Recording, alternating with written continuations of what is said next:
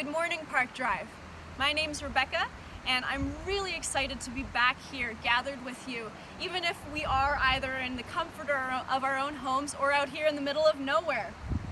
It's been interesting through this whole COVID season to watch how we all respond to the new frustrations that have arisen from the needs to social distance, or trying to figure out how to communicate with our loved ones without spreading viruses. It's all quite new territory. I was reading on Friday in Acts 8.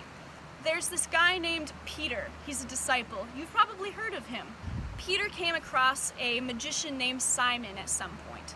Simon had been wowing people for years with his magic, but when he saw Peter and what the Holy Spirit could do without any kind of tricks up his sleeve, without any kind of secrets, he was completely astonished at what happened when the Holy Spirit would come into people after Peter laid his hands on them.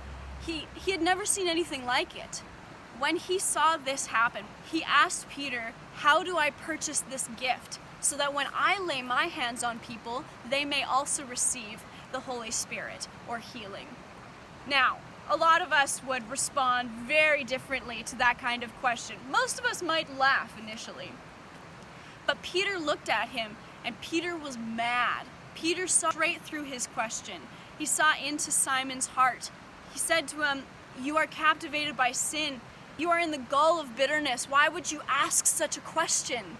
These words that Peter decides to use, like gall of bitterness or captivated by sin, I was really drawn to the word gall.